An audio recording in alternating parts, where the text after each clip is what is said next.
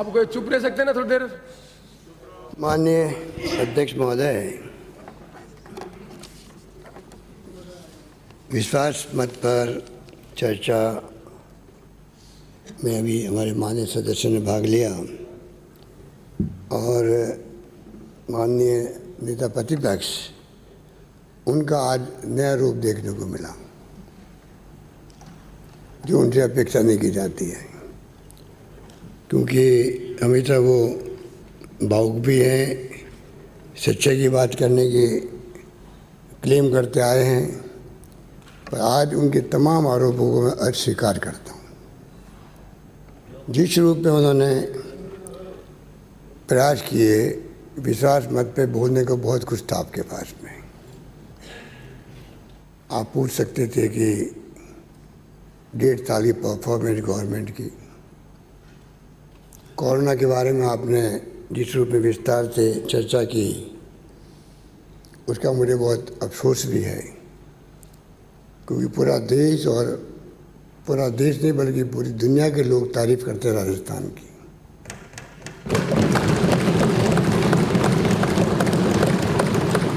प्रधानमंत्री जी कहते हैं कि राजस्थान से अन्य राज्यों को प्रेरणा लेनी चाहिए। क्यों कहते हैं? मैंने तो कहा नहीं था उनको। भीलवाड़ा मॉडल हमने नहीं कहा, भीलवाड़ा मॉडल हमने बनाया है। आपकी सरकार केंद्र में उनके स्वास्थ्य मंत्रालय ने कहा और उसी के आधार पर हम लोगों ने काम किया। आपने बहुत कोशिश अभी की कि हमारे कुछ साथी, जो हमेशा राजनीतिक पार्टी में होता है, आपके वक्त में हुआ, वसुंधरा जी वक्त में भी हुआ, कोई नई बात नहीं। देश के अंदर हर पॉलिटिकल पार्टी में कई बार डिस्टेंशन होता है, पर जिस खूबसूरती के साथ में उसका समापन हुआ, उसका कोई धक्का किसी को लगा देश के अंदर, तो अमित शाह को लगा, आप सबको लगा।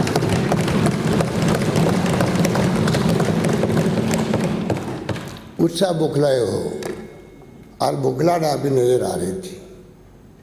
आप ऐसे बंदे थे, और हो सकता सही भी हो, कि आपको माननीय अध्यक्ष महोदय आपके पार्टी के और माननीय नेता नेता कहाँ चले गए,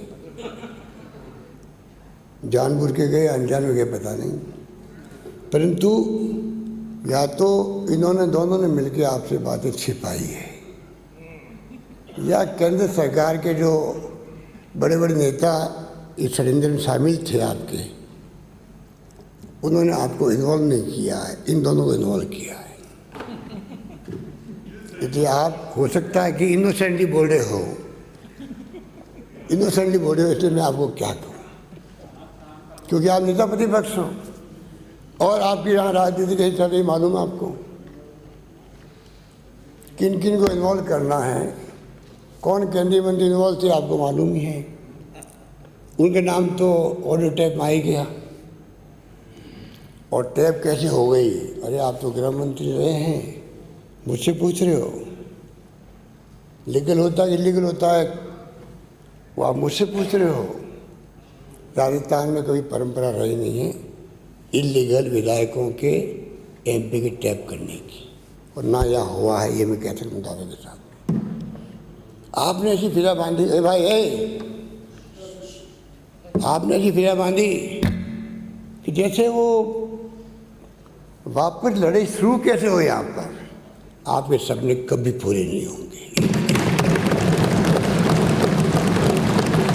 क्या आपने 2 बार हमारे डिप्टी सीएम साहब जो रहे हैं मेरे साथ में, कोट करना पड़ा आपको बड़ी खूबसूरती के साथ। आज तो आपकी अदाएँ बड़ी अजीब थी।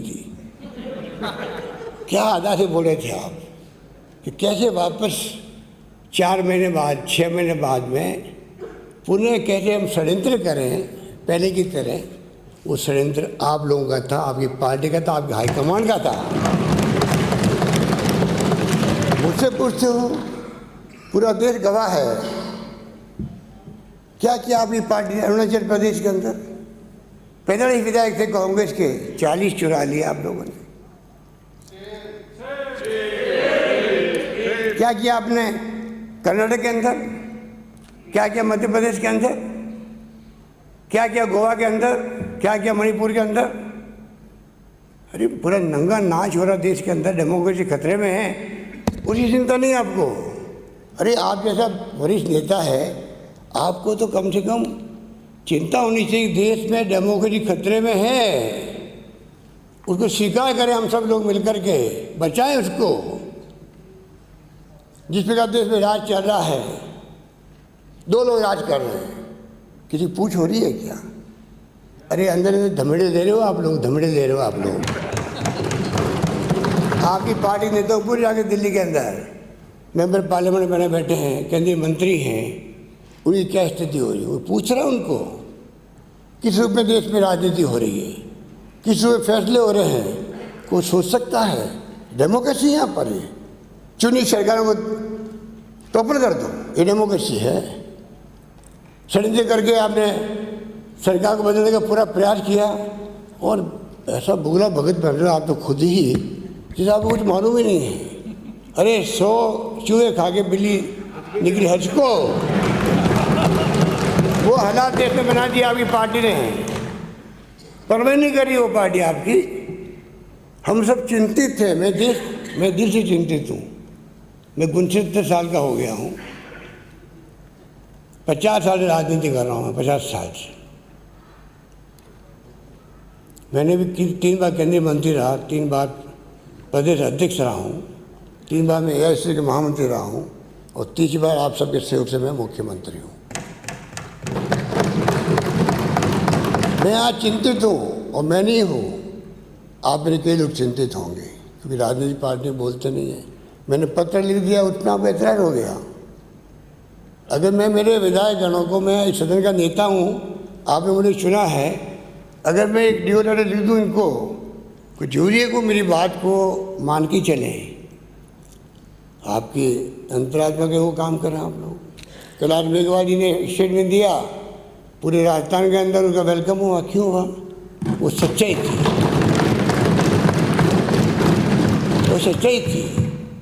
अरे मैं प्रदेश कांग्रेस अध्यक्ष था, और आप तो खुद गवाह होंगे, उस वक्त में आपको मालूम होगा किस प्रकार अटेम्प्ट हुए भगत सिंह शेखावत की सरकार गिराने के लिए। वो मैं था जो प्रधानमंत्री के पास गया कि ये गलत है, मैं इसका साथ नहीं देना चाहता, हमारी पार्टी साथ नहीं दी। बलिराम भगत के पास मैं गया, एक मुख्यमंत्री जा रहा है इक्विवेलेंट, बीमार है, पता नहीं क्या इनकी स्थिति बड़ी सीरियस है, और पीछे आपके लोग मिलकर के षड्यंत्र करके सरकार गिरा रहे थे, और मैंने कहा हमारी पार्टी के साथ नहीं है। और ये बात भगत सिंह शेखावत साहब को मैंने नहीं कही, बलिराम भगत ने खुद ने कही, वो भावुक हो गए। वो राजनीति भी थी। और आज आप लोग, मैं आप सबको नहीं कहता हूँ, मुझे पता आप मेरे कई लोग इसके खिलाफ थे कि इस प्रकार से सरकारें राजस्थान में गिराने की भी परंपरा रही नहीं है, गिरनी नहीं चाहिए।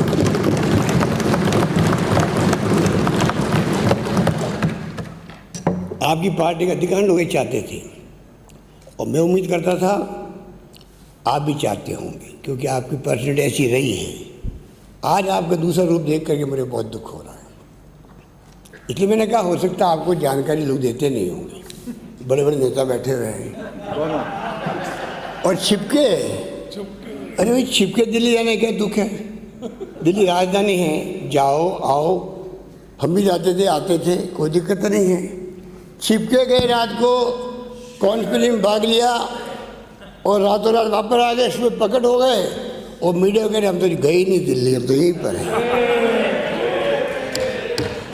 कमाल हो गया, कमाल हो गया, कमाल हो गया। और छिपके जो राजनीति तभी होती है जब कोई षड्यंत्र होता है, तो षड्यंत्र होता है, और षड्यंत्र भागीदार बने कई चेहरे आगे मुख्यमंत्री बनने के लिए। पता नहीं क्या होगा, कौन मुख्यमंत्री बनेगा।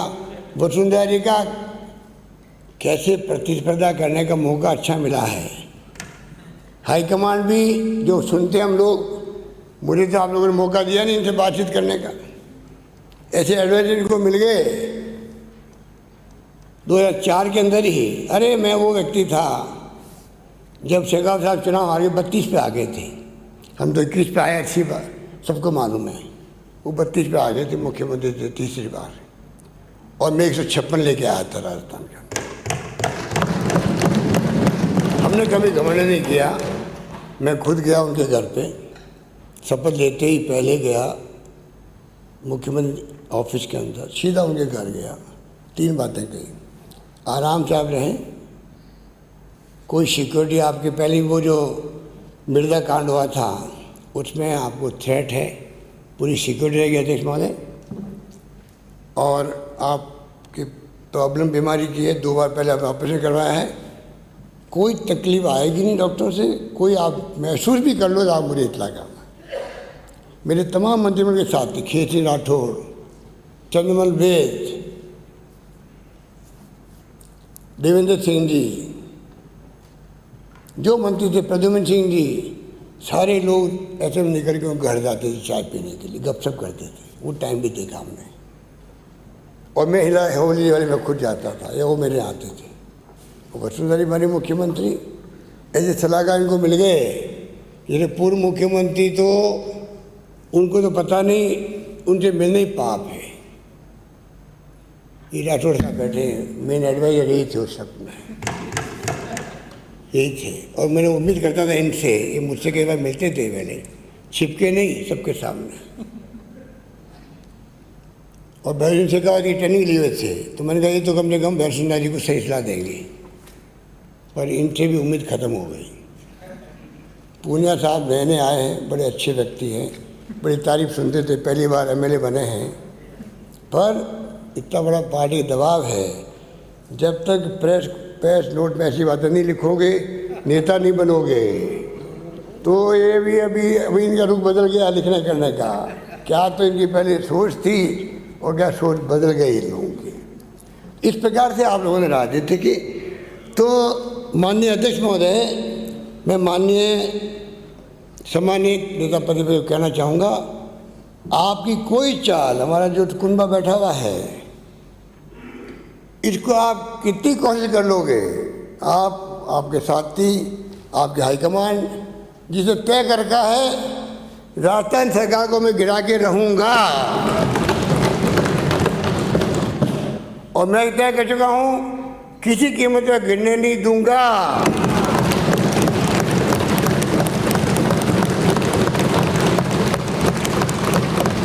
अमित शाह जी को सपने में भी सरकारें कैसे गिरे, कांग्रेस मुक्त भारत कैसे बने। मोदी जी हो अमित शाह जी हो, 2 लोग राज करें देश के अंदर, डेमोक्रेसी। सरकारें गिराओ, कांग्रेस मुक्त भारत बनाओ। अरे कांग्रेस का इतिहास पढ़ो, आप लोगों की आंखें खुल जाएगी, आंखें खुल जाएगी। कितना त्याग बलिदान, किसे कहते हैं 10-10 साल तक जेलों में बंद रहना, 10-10 साल तक जेलों में बंद रहे पंडित नेहरू, महात्मा गांधी की रहनुमाई में आज़ादी के आंदोलन हुए, सरदार पटेल, मौलाना अबुल कलाम आज़ाद, अम्बेडकर ने बनाया संविधान, दिन की धज्जियां आप उड़ा रहे हो। और किस रूप में 10 साल तक, कभी 2.5 साल, कभी 6 महीने, कभी 12 महीने, किसका कहते हैं जेल में रहना।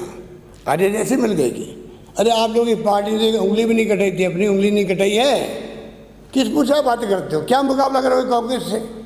सरकार आती है जाती है, इंदिरा गांधी चुनाव हार गई थी, आंधी चली बाद में वापस 2.5 साल के अंदर। और ये जो आज घमंड अहम चल रहा है दिल्ली के अंदर, कब जनता फैसला उल्टा कर दे पता ही नहीं पड़ेगा, ये मैं कहना चाहता हूँ। आपने बड़ी खूबसूरती से बातें करी सीएम डिप्टी सीएम के बारे में। आप कौन होते हो बोलने वाले हमारी पार्टी के बारे में? आप कौन होते हो?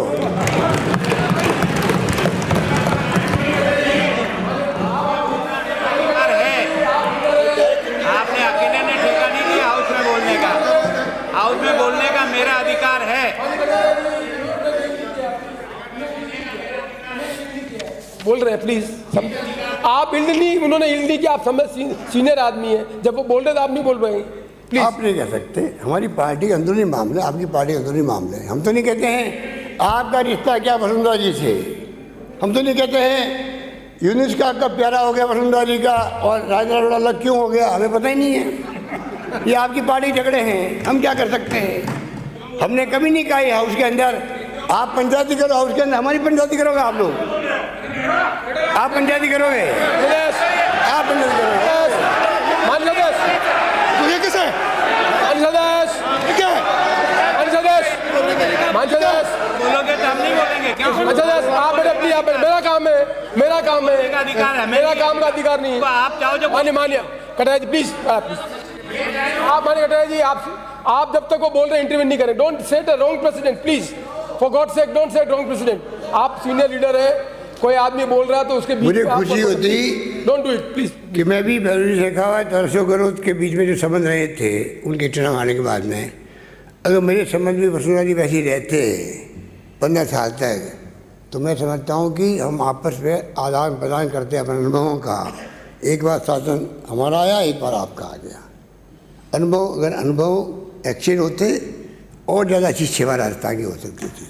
पर आप मेरे कई लोगों ने, मैं आपका नाम नहीं ले रहा हूँ, आप मेरे कई लोगों ने ऐसा माहौल बनाया जिससे कि हमारी कोई बातचीत नहीं हुई। अब जो है कि अफवाहें चल रही है, जो आप मैं उसको रिपीट नहीं करना चाहता। स्वाभिमान की लड़ाई हो रही है, सब बातें हो रही हैं। अरे कोरोना के बारे में आप बताइए, मैं आज तक पूरे देश के मीडिया को कहता आ रहा हूँ, आज तक भी जब कभी मेरा वीडियो या कॉन्फ्रेंस से वो लेते, मेरा इंटरव्यू लेते हैं, मुझे गर्व है कि राजस्थान में पक्ष विपक्ष जब से शुरू हमने किया है, आप सबको बुलाया मैंने, अच्छी मीटिंग हुई, फिर आप मुझसे मिलना आए।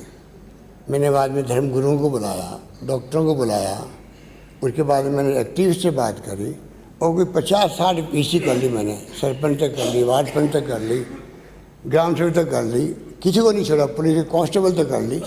मैं मेरे लगा हुआ हूँ और उसमें मुझे खुशी है कि आप सबका सहयोग मुझे मिला, पक्ष विपक्ष का।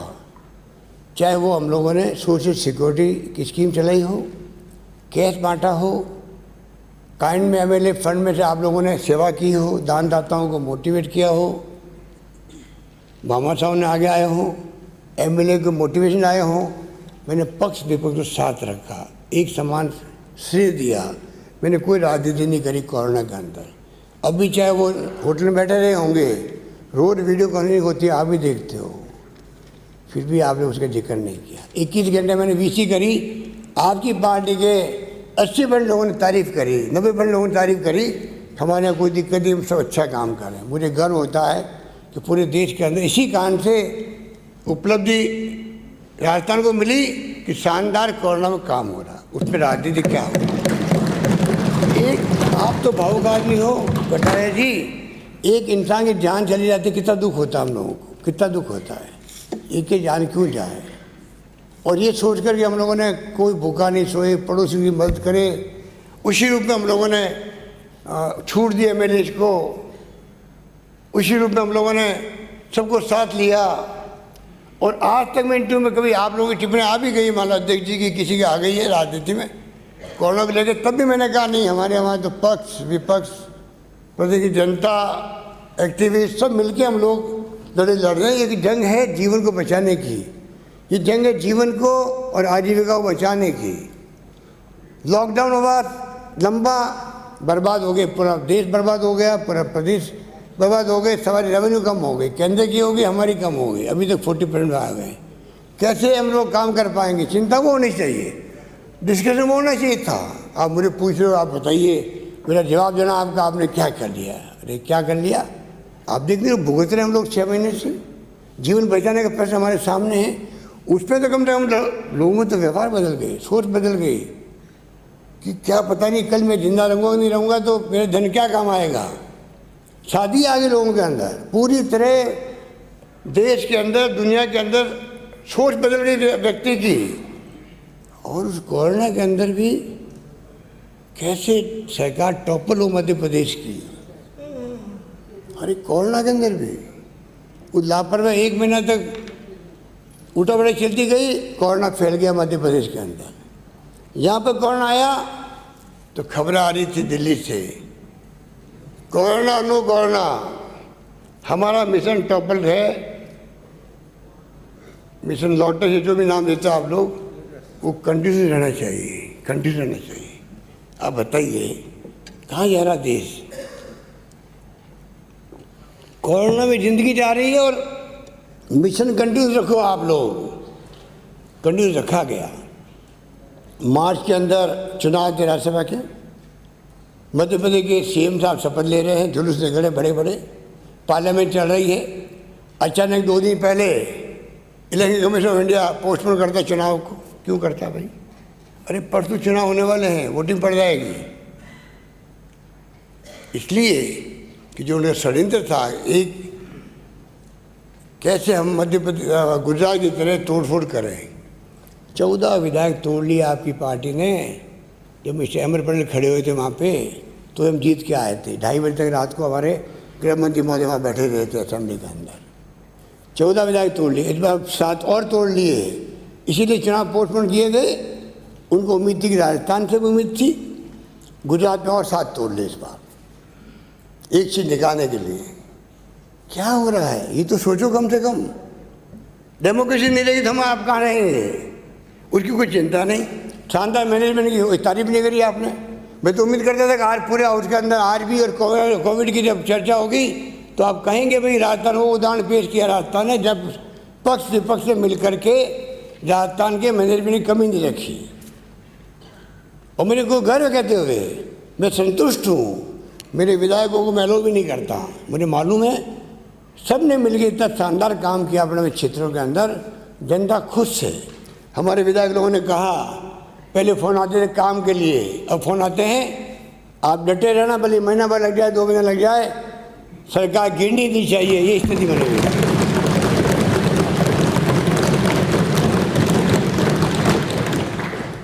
इसलिए ये जो बातें आपकी जा रही हैं, वो बातें मुझे बहुत ही तकलीफ़ दी है। और कुछ बातें ऐसी होती कटारिया साहब कि महामहिम गवर्नर का पद बहुत बड़ा पद होता है, गरिमा होती है। आपने चुटकुले समझा दिए, घेराव करने की बात कह दी। मैंने कहा कि मैं इतना गुस्सा आ सकता है। एक सिंपल आज तक इतिहास के अंदर, देश के अंदर, जब कभी असेंबली बुलाई जाती है तो एक सिंपल कैबिनेट प्रस्ताव पास करती है, भेजती है, फाइल अंदर जाती है, बाहर आती है, खाली बस अंदर गई, साइन हुआ। इसके अलावा कोई काम गवर्नर का नहीं होता है, कुछ होता ही नहीं है। आपने कई बार भेजा होगा, वापस फाइल आई होगी, ठीक है। इस बार जब फाइल नहीं आई तो स्वाभाविक है क्या कारण हुआ। और गवर्नर साहब ने मुझे एक लेटर लिखा जिसका जिक्र आप कर रहे थे, और मैंने उनको क्या जवाब दिया उसका जिक्र शायद आपको मालूम नहीं। और मैं नहीं चाहता इस हाउस के अंदर मेरे गवर्नर के बीच में क्या पत्राचार हुआ है वो मैं जिक्र करूं। पर आप मुझे प्रोवोक मत करना, भाई मैं जिक्र कर दूंगा कि मैं ऐसे ही आदमी हूँ, जो बोलने खड़ा होता हूँ तो दिल से बोलता हूँ और कोशिश करता हूँ सच्चे पे बोलूँ। गवर्नर साहब जानते इस बात को। और उन्होंने जो हमें जवाब दिया उसमें रिलेटेड उसकी मेरे पत्र की भावना का एक पैरा आ गया।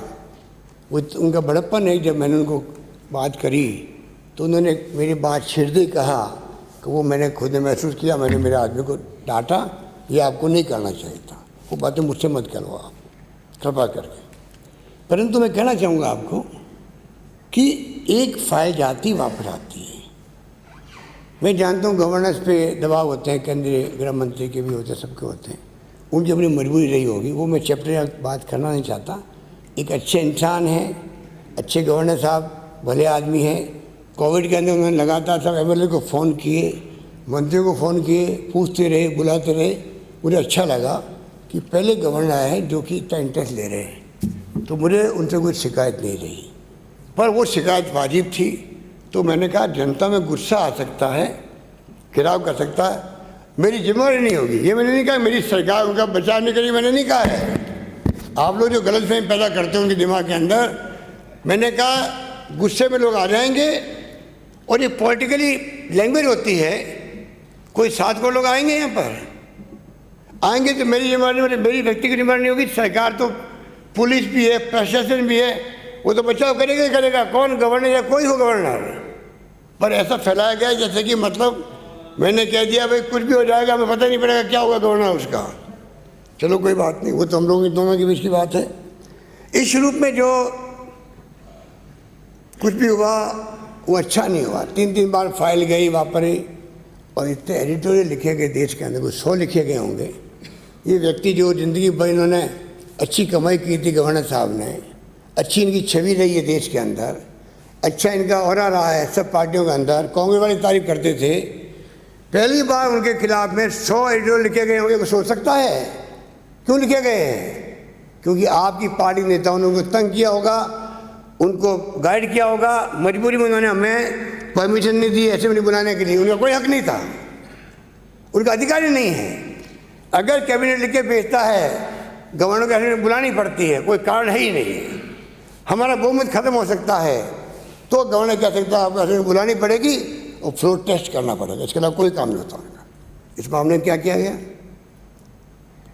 इन हालातों में हम चल रहे हैं, इसलिए हमने कहा खुद ने, वो मैंने कहा मैं कहना नहीं चाहता गवर्नर साहब के और मेरे बीच में क्या बात हुई, पर फिर भी मैंने कहा हमें पहले दिन है, हमें असेंबली में सार्वमत प्राप्त करना चाहिए।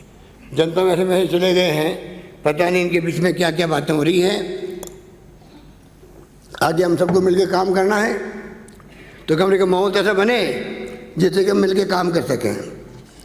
इसलिए मैं आपको निवेदन करना चाहूँगा तमाम माननीय सदस्यों को, और ये क्या गलत कह दिया आप लोग, हल्ला करने लग गए। माननीय सदस्य, ये तो डेमोक्रेसी में बातें सही हमारे सामने आती है। क्या ईडी का, सीबीआई का इनकम टैक्स दुरुपयोग नहीं हो रहा है देश के अंदर? और क्या आप लोग भी टेलीफोन में बात करते हो तो सीधा नहीं कहते हो फेस टाइम पे आ जाओ भाई, व्हाट्सएप आ जाओ भाई, क्यों कहते हो?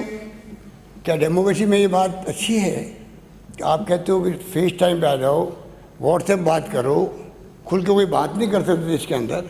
इसको हम क्या कहेंगे? इसको क्या कहेंगे? कोई जवाब है किसी के पास में? हो रहा देश के अंदर पूरी तरह से बर्बादी हुई हुई है। और उसके बाद में भी बड़े अच्छे आर्गुमेंट दिए गए, जैसे कि मतलब वो हमारी पार्टी के नेताओं के,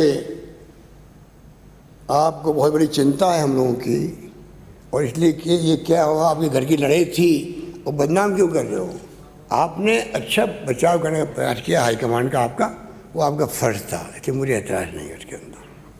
परंतु जिस रूप में लगता है कि नेता प्रतिपक्ष को भी गुमराह रखा गया होगा, उनको सारी बातें पता ही नहीं गई होगी कौन कौन षड्यंत्र में शामिल था। क्या एक केंद्रीय मंत्री का नाम नहीं आया उसमें ऑडियो टैप के अंदर? कोई इनकार कर सकता है? क्यों नहीं वो वॉइस सर्च करवाते हैं अपनी? क्या एसओजी के अंदर मुझे या डिप्टी सीएम साहब को दिए नोटिस आ क्या? कोई अभी बन गए हम लोग? खाली आपकी, हमने आरोप लगाया कि भाई सरकार को टॉपर करने का षड्यंत्र चल रहा है, चीफ मिनिस्टर ने लिख के भेजा, उन्होंने उसके बदले में एसओजी ने लिख के हमें भेजा आप बयान दे दीजिए, सिंपल। 160 सीआरपीसी के अंदर खाली गवाही के लिए कहा था, कोई आरोप नहीं लगाया कि भाई कोई मुलजिम है हम लोग या कोई क्या है क्या नहीं है। आपने बड़ी खूबसूरती से उसको एक्सप्लेन कर दिया, और गर्लफ्रेंड पैदा भी हुई थी देश के अंदर।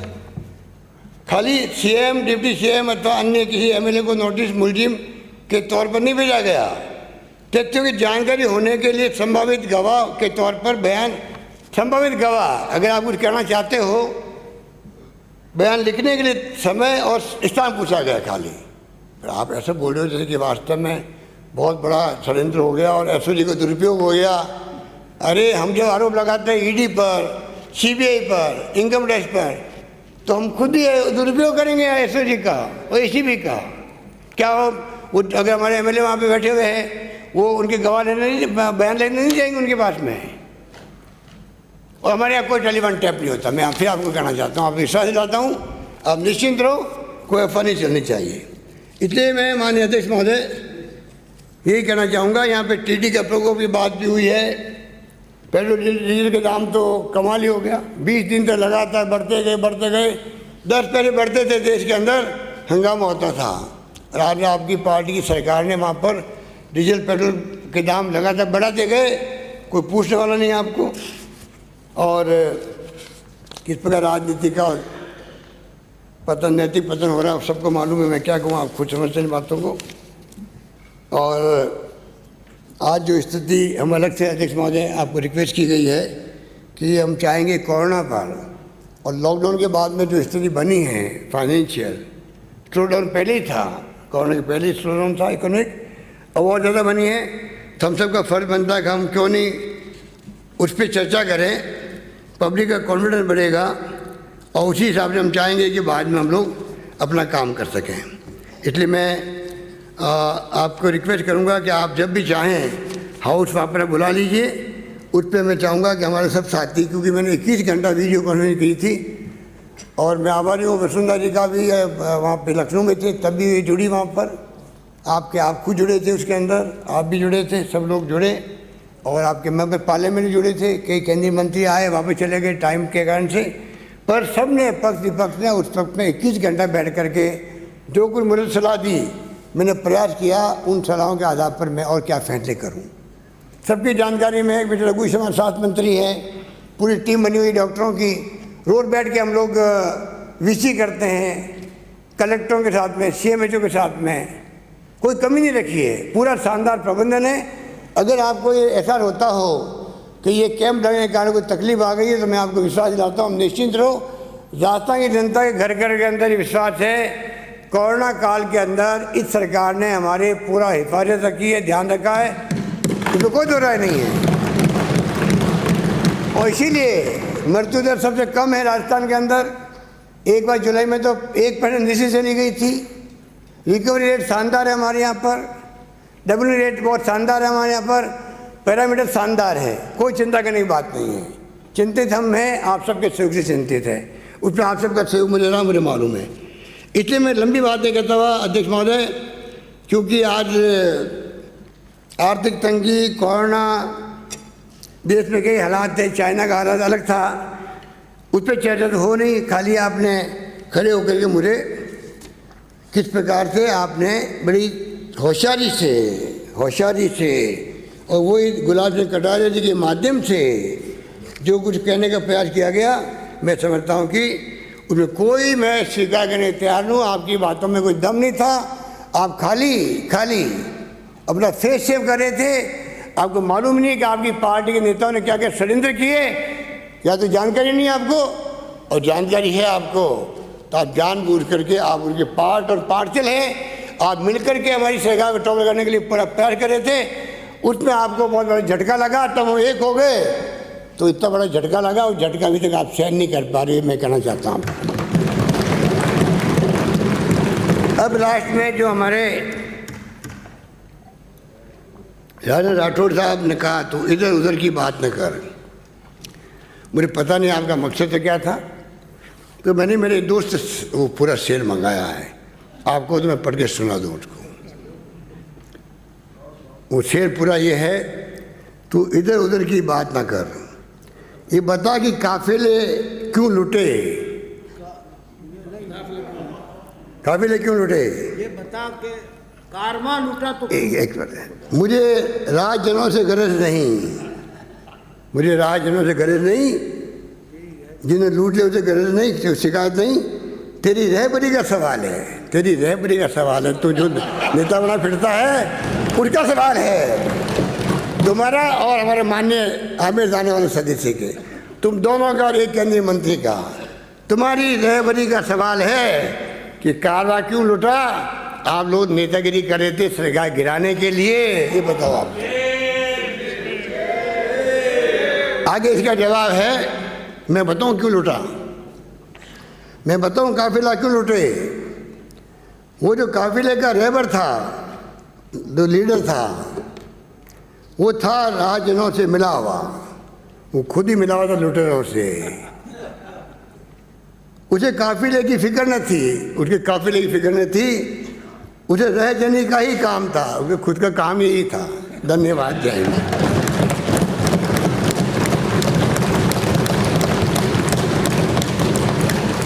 प्रश्न यह है कि यह सदन मंत्री परिषद में विश्वास व्यक्त करता है। जो पक्ष में वो हाँ कहे, जो विपक्ष में वो ना कहे। हाँ पक्ष जीता, हाँ पक्ष जीता। सदन द्वारा मंत्री परिषद में विश्वास व्यक्त किए जाने का प्रस्ताव स्वीकृत किया गया। सदन की बैठक शुक्रवार 21 अगस्त 2020 के प्रातः 11 बजे तक के लिए स्थगित की गई।